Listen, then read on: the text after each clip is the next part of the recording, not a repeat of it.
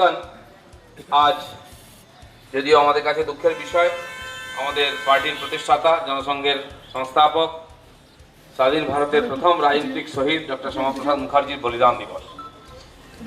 তিনি 53 সালে সম্ভবত 8ই এপ্রিল এই দিনে আমাদের ছেড়ে চলে গেছিলেন। তার মৃত্যু স্বাভাবিক মৃত্যু হয়নি, চক্রান্তে তাকে হত্যা করা হয়েছিল।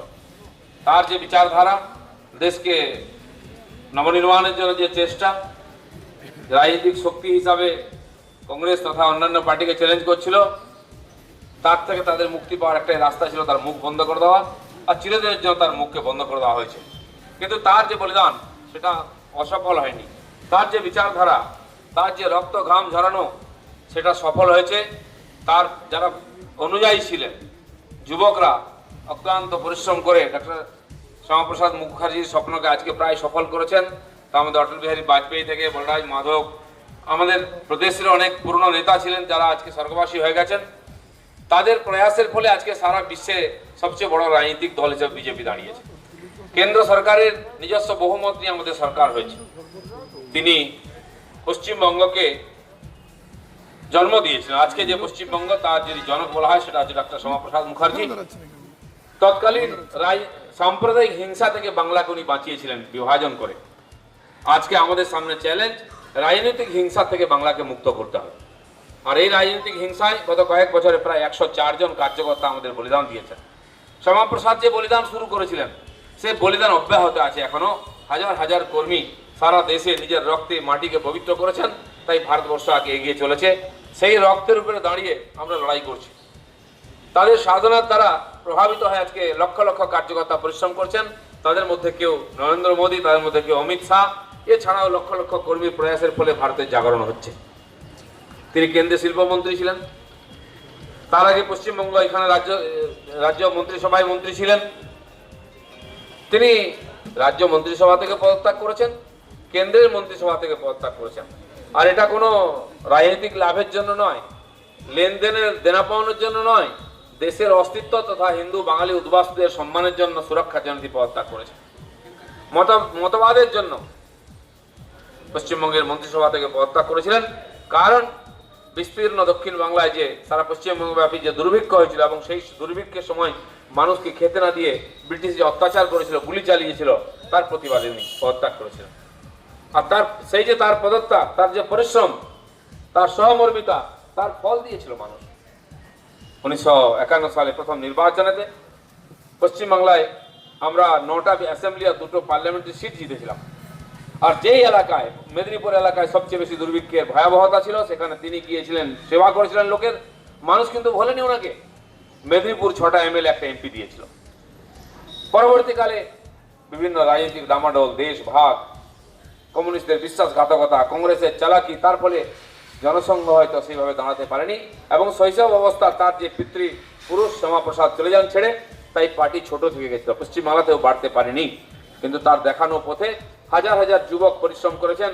আমার কাছে যারা দাঁড়িয়ে আছেন আজকে, প্রভাকরদার মতো, প্রতাপদার মতো কার্যকর্তারা যৌবন বয়স থেকে পার্টিতে যুক্ত হয়ে আজকে পৌঁছে পৌঁছে গেছেন।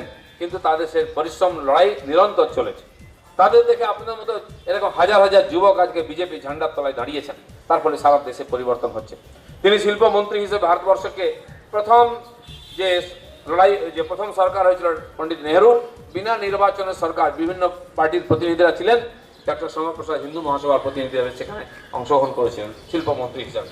তার আমলে আজকে যে CLW, চিত্তরঞ্জন রেল লোকোমোটিভ কারখানা, কেন্দ্রীয় সার কারখানা, এরকম একাধিক বড় বড় শিল্প তৈরি হয়েছিল। এখনো তারা আমাদের দেশকে সেবা দিয়ে যাচ্ছেন।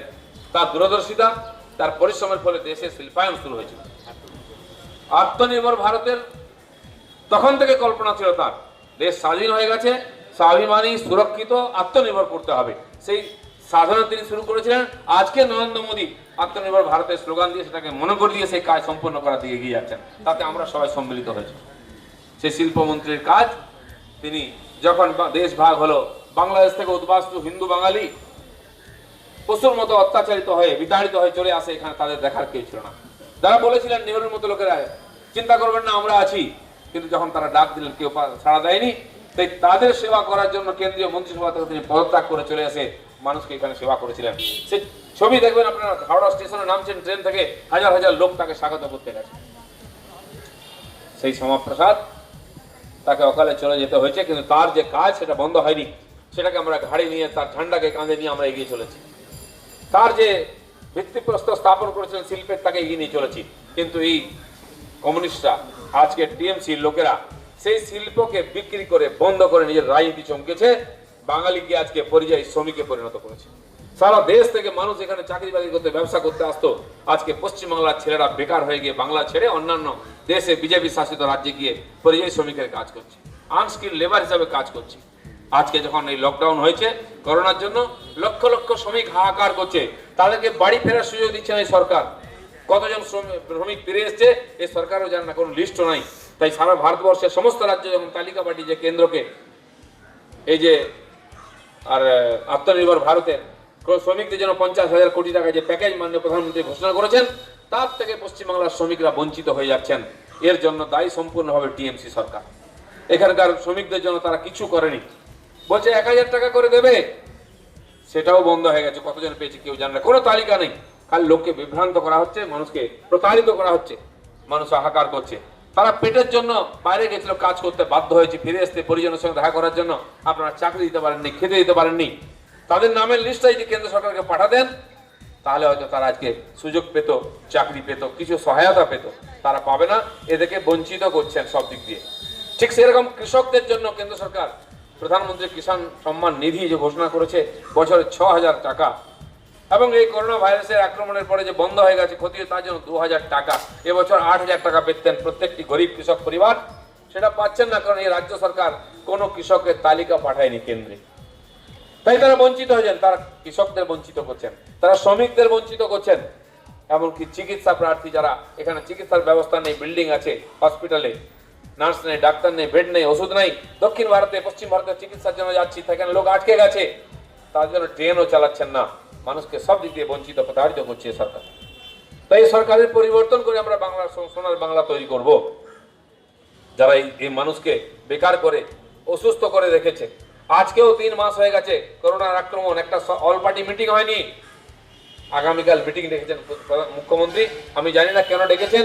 হয়তো মনে হচ্ছে সারা দেশে এত মিটিং হচ্ছে, প্রধানমন্ত্রী 6বার মুখ্যমন্ত্রীর মিটিং করলেন, সেখানে উনি ভাষণ দিতে চান, কিন্তু আমরা গিয়ে বলবো সে ভাষণ শুনতে উনি রাজি নন। ওনার ভাষণ কে শুনবে? আজকে উনি কি করেছেন? যদি কিছু করতেন তার ভাষণ শুনতো। যে রাজ্যগুলো লড়াই করছে, কন্ট্রোল করেছে, তাদের বক্তব্য সবাই শুনবে, যে কি কি প্রয়োগ করেছ। উনি তো ভগবানের ভরসায় ছেড়ে দিচ্ছেন আমাদেরকে, তার কথা কে শুনবে? তার জন্য ওরা গোসা হয়েছে।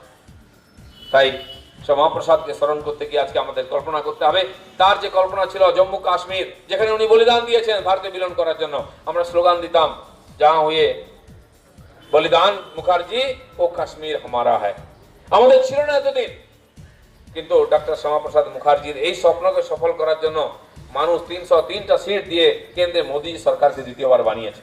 এবং হওয়ার সঙ্গে সঙ্গে 1 বছরের মধ্যে সমস্ত কঠিন কঠিন কাজ, বিশেষ করে শ্যামাপ্রসাদের যে স্বপ্ন ছিল 370 ধারা হাঁটবে, 35-এর হাঁটিয়ে দিয়ে ভারতের মধ্যে বিলীন করতে হবে, সেখানকার নাগরিকদেরকে ভারতের সাধারণ নাগরিকদের সমান মর্যাদা দিতে হবে, সেটা আমরা দিয়েছি। তার উত্তরসূরি মোদীজি আর অমিত শাহ করেছেন।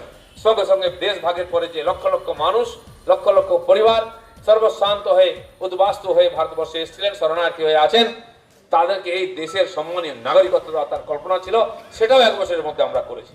আর এটা তখনই সম্ভব হয়েছে এই পশ্চিমবাংলার মানুষ যখন 18 জন এমপিকে জিতিয়ে দিল্লি পাঠিয়েছেন। আমরাও 18টা ভোট এই বিলের পক্ষে দিয়েছি, 370 বাতিল করার পক্ষে দিয়েছি, তখন সম্ভব হয়েছে। শ্যামাপ্রসাদের ভূমি থেকে যখন 18 জন গেছেন, তখন এটা সম্ভব হয়েছে। এই দিনের জন্য অপেক্ষা করেছিল দেশ, আজকে বাংলার মানুষ সেটা করেছেন। আর এই বাংলার যে পার্টিগুলি এই উদ্বাস্তুদের ভোট নিয়ে রাজনীতি করেছে, সরকার চালিয়েছে, কংগ্রেস নিয়েছে, সিপিএম নিয়েছে, টিএমসি, তারা সবাই মিলে এই নাগরিকত্ব যে সংশোধনী আইন তার বিরোধিতা করেছে, বিশ্বাসঘাতকতা করেছে উদ্বাস্তুদের সঙ্গে, এটা মনে করে দিতে হবে তাদেরকে। তাই যখন আমরা সিএ এর পক্ষে র্যালি করেছি পশ্চিমবাংলায়, জায়গায় জায়গায় হাজার হাজার মানুষ, লক্ষাধিক মানুষ সম্মিলিত হয়েছেন, কলকাতা র্যালি করেছে। প্রত্যেকটি জেলা কেন্দ্রে আমি দেখেছি 20, 30, 50 হাজার লোক রাস্তায় নেমেছেন। আর যখন ইনারা নেমেছেন, হেঁটেছেন, দিদিমণি তার সঙ্গে তার পার্টির লোকেরাও আসেনি। জানে লোককে জবাব দিতে হবে যে উদ্বাস্তুদের এতদিন বোকা বানিয়ে ভোট নিয়েছেন, আজকে তাদের অধিকারকে হরণ করছেন। মোদী তাদের নাগরিকত্ব দিচ্ছেন, তাদের আপনি বাধা দিচ্ছেন? কি অন্যায় করেছে ওরা? চিরদিন তো আপনারা ওদের কাছ থেকে নিয়েছেন, কিছুই দেননি, এক পয়সা খরচা নেই। একটা ভোট দেওয়া ছিল পার্লামেন্টে, সেটাও দেননি। এবং তার যারা ওখানে উপস্থিত ছিলেন এমপিরা, তারা ওখানে বিরোধিতা করেছে, ভাষণ দিয়েছে, ফিরে এসে হাজরা মোড়ে দাঁড়িয়ে শপথ করেছে সিএ আমরা বাংলায় লাগু হতে দেবো না। সেই জন্য এদের কথা ভুললে চলে না, মনে রাখতে হবে। সঙ্গে সঙ্গে শ্যামাপ্রসাদের বলিদানকে মনে রাখতে হবে। তার সেই বলিদানকে সফল করার জন্য সারা ভারতবর্ষ যে প্রতিনিধিরা এসেছিলেন তারা ভোট দিয়ে জিতিয়েছেন এবং নাগরিকত্ব দিয়েছেন, আর কাশ্মীরকে ভারতের অবিচ্ছেদ্য অঙ্গ হিসাবে তৈরিও করেছেন। শ্যামাপ্রসাদকে আমরা এবছর যোগ্য শ্রদ্ধাঞ্জলি দিতে পেরেছি, সেই আমিও আমাকে নিয়ে ধন্য মনে করছি, আমি একজন এমপি হিসেবে উপস্থিত ছিলাম। আর এই দিনটার জন্য আমরা অপেক্ষা করেছিলাম। আমরা জানি তার একদিন পরে আমাদের মাননীয় মন্ত্রী সুষমা স্বরাজ স্বর্গবাস করেন। যেদিন বিল পাস হলো সিএ, যেদিন 370 হাঁটানো হলো, তিনি বলেছেন যে অসুস্থ ছিলেন, বাড়িতে শেষ শয্যায় ছিলেন। তিনি বলেন আমি এই দিনটার জন্য বেঁচেছিলাম। একে বলে দেশভক্তি। যেমন বীর সাভারকার, বাংলা আমরা চাই না, আমরা শ্যামাপ্রসাদের বাংলা চাই। যে বাংলাকে উনি মানে সাম্প্রদায়িক হিংসার গর্ভ থেকে বার করে নিয়ে পশ্চিমবঙ্গ তৈরি করেছিলেন, আজকে রাজনৈতিক হিংসার এখানে গড় তৈরি হয়ে গেছে, দুর্নীতির গড় তৈরি হয়ে গেছে। বাঙালি বলতে আমাদের লজ্জা করে। বাঙালি মানে খুন খারাপি করে, বাঙালি মানে আন্দোলন করে, কারখানা বন্ধ করে, বাঙালি মানে সরকারি টাকা লুট করে, 100 দিনের কাজের টাকা লুট করছে। এই কষ্টের সময় মানুষ খেতে পাচ্ছে না, 3 মাস ধরে বাড়িতে বন্ধ। নরেন্দ্র মোদী তাদের জন্য ফ্রিতে রেশন পাঠিয়েছেন 3 মাসে। সে রেশনটাও তাদের কাছে পৌঁছচ্ছে না, টিএমসির লোকেরা খেয়ে নিচ্ছে। গরিব মানুষের পেটে লাথ মেরে সে তার যে ফ্রিতে রেশন দেওয়ার কাছে রেশন খেয়ে নিচ্ছে। যে বাচ্চা বাচ্চা ছেলেমেয়েরা গরিব বাড়ি স্কুলে পড়তে যায়, তার জন্য মিড ডে মিল আসে, অঙ্গনওয়াড়িতে তাদের জন্য সব খাবার দেওয়া হয়। সে বাচ্চাদের পেট কেটেও সে মিড ডে মিলের চাল ডাল তরকারি চুরি করছে এই লোকেরা।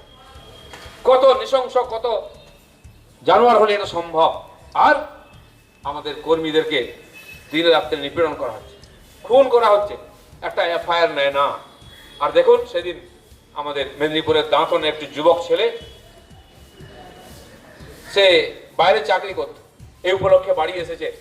গ্রামেতে আমাদের সম্পর্ক অভিযান হচ্ছে, বাড়ি বাড়ি প্রধানমন্ত্রী চিঠি পৌঁছে দেওয়ার,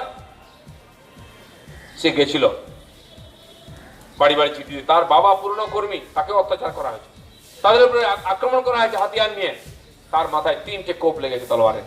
তাকে আমরা আহত আর বেহুশ অবস্থায় নিয়ে এসেছিলাম কলকাতায়, বাঁচাতে পারিনি, পরের দিন মারা গেছে। তার বাবার মাথায় বড় কোপ দাগ রয়েছে, আমি দেখে এলাম। আমি সায়ন্তন, আমরা সবাই গেছিলাম ওখানে তাকে শ্রদ্ধাঞ্জলি দিতে। এখান থেকে ডেড বডি নিয়ে হাজার হাজার মানুষ এসেছেন শ্রদ্ধাঞ্জলি জানাতে। আমরা অবৈধ নাকি জমায়েত করেছি, তার জন্য আমাদের উপরে এফআইআর করেছে পুলিশ। কিরকম জানোয়ার হলে এটা করতে পারে? কত অমানুষ হলে, অমানবিক হলে এটা করতে পারে? মানুষকে, একটা মৃত যুবককে শ্রদ্ধাঞ্জলি দেবে, সেটারও অনুমতি নাই। তাকে আপনি কেস করে দেবেন, আমার নামে, ওনার নামে, 75 লোকের নামে কেস করেছে নাকি আমরা অবৈধ সমাবেশ করেছি। আর এখানে দেখুন টিএমসির নেতা, মন্ত্রী, এমএলএ, এমপি রাস্তায় ঘুরে বেড়াচ্ছেন, মাইক বাজিয়ে মিটিং করছেন, শত শত লোককে জমায়েত করছেন, চাল ডাল বিতরণ করছেন, কোনো কেস হয় না। সেখানে কোনো আইন ভাঙা হয় না, সব আইন বিজেপির জন্য। আইন অবশ্যই মানি আমরা চাইছি তোমরাই আইন মানো। কিন্তু যারা আজকে আইনকে হাতে নিয়ে আমাদের গণতান্ত্রিক অধিকারকে হরণ করছে, আটকাচ্ছে, আমি তাদেরকে বলে দিতে, আজকে বলিদান দিবস, আমরা বলিদান দিতে ভয় পাই না। তোমাদের একদিন আসবে, তোমাদের চাকরি করতে হবে, পশ্চিমবাংলায় থাকতে হবে, বিজেপি ওখানে আসবে, বিজেপি সেদিন শাসকের ভূমিকায় থাকবে, তোমাদের পাই পয়সা হিসাব করব, সমস্ত দোষের, সমস্ত ভুলের আমরা সাজা সেদিন দেবো। আবার বলছি, আমি যেটা নিয়ে তর্ক চলছে, যারা বদলের কথা বলে বদলা নেন, তাদেরকে ধিক্কার জানাই। আমরা বদলার কথা বলছি, বদলা নেব। বদল তো করবেন এখানকার মানুষ, সে সময়ের অপেক্ষা। যারা আমাদের নিরপরাধ কর্মীদেরকে হত্যা করছে, মায়ের কোল খালি করছে, স্ত্রী স্মৃতির সিঁদুর মুছে দিচ্ছে তার সন্তানদের, আর বেসাহারা করে দিচ্ছে, পিতৃহারা করে দিচ্ছে, মায়ের কোল খালি করছে, বাপের চোখের জল বইয়ে দিচ্ছে, তাদেরকে আমি ছেড়ে দেবো না, বলে দিচ্ছি। যেমন দরকার তেমন জবাব দেওয়া আজকে এইখানে দাঁড়িয়ে বলে যাচ্ছি। এটাই শ্যামাপ্রসাদের স্বপ্ন ছিল। যারা শ্যামাপ্রসাদকে হত্যা করেছে, 105 জন কর্মীকে হত্যা করে, তারা ভেবেছে এইভাবে বিজেপিকে আটকানো যাবে। খুব ভুল করছেন। বিজেপি হিংসায় বিশ্বাস করে না, কিন্তু হিংসাকে প্রতিরোধ করতে, হিংসা করতে আমাদের কোনো হাত কাঁপবে না, আমি ঘোষণা করছি এখানে। তার জন্য যা করা করেন। আজকে আমি শ্যামাপ্রসাদের সেই বাণীকে স্মরণ করি যে আপনাদেরকে যদি বিজেপি করেন সত্যি সত্যি, তিনি বলেছেন অন্যায়ের প্রতিবাদ করো, প্রতিরোধ করো, দরকার হলে প্রতিশোধ নাও। আমি শ্যামাপ্রসাদকে মানবো এই ধান্দাবাজ, দুর্নীতিগ্রস্ত, চোর চট্টা নেতা এবং তাদের ফলোয়ার চামচাদের মানবো না। শ্যামাপ্রসাদ আমাদের গুরু, তার রাস্তায় যাব, কেউ স্বীকার করুক না করুক। বিজেপি শপথ নিয়ে এসেছে, দিলীপ ঘোষ সবার সামনে ঘোষণা করছে আমার সম্মুখীন হতে হবে। তুমি তলোয়ার নিয়ে এলে আমি তলোয়ার নিয়ে আসবো, তুমি ছুরি নিয়ে এলে ছুরি নিয়ে আসবো, তুমি হাত জোড় করে আসো আমি তোমাকে বুকে জড়িয়ে নেবো। বিজেপির ক্ষমতা আছে আজকে, আমরা হিংসা করতে পারি, যে পারে না সে কাপুরুষের মতো দয়ার কথা বলবে। এরকম কাপুরুষের মতো যারা অহিংসার কথা বলছে তারাই 105 জনকে হত্যা করেছে, সেজন্য তাদেরও দিন আসছে, হিসাব কড়াই গন্ডা উইথ ইন্টারেস্ট বুঝিয়ে দেবো বলে দিচ্ছি আমি। সেদিন নাই বিজেপি হাত জোড় করে কথা বলবে। 18 জন এমপি আজকে জওয়ান হয়ে গেছে বিজেপি।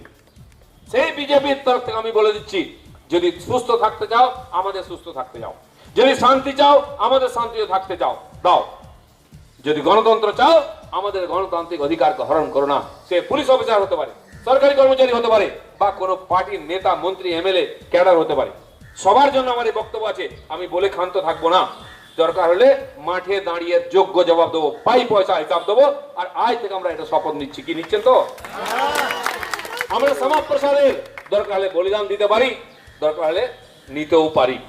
আজ থেকে আমাদের সে লড়াই শুরু হবে, যতক্ষণ না বাংলার সার্বিক পরিবর্তন হচ্ছে এই লড়াই চলবে। কারো ভালো লাগে লাগুক, না লাগে লাগুক, এটা বিজেপির প্রকাশ্যে ঘোষণা করে দেওয়া আমি নীতি। এইভাবে আমরা এগোবো। যারা হিংসা করছে তাদের সঙ্গে হাত জোড় করে দাঁড়াবো না, তাদের সামনে শান্তির বাণী বলবো না, তারা যে ভাষা বোঝে সেই ভাষায় কথা বলবো।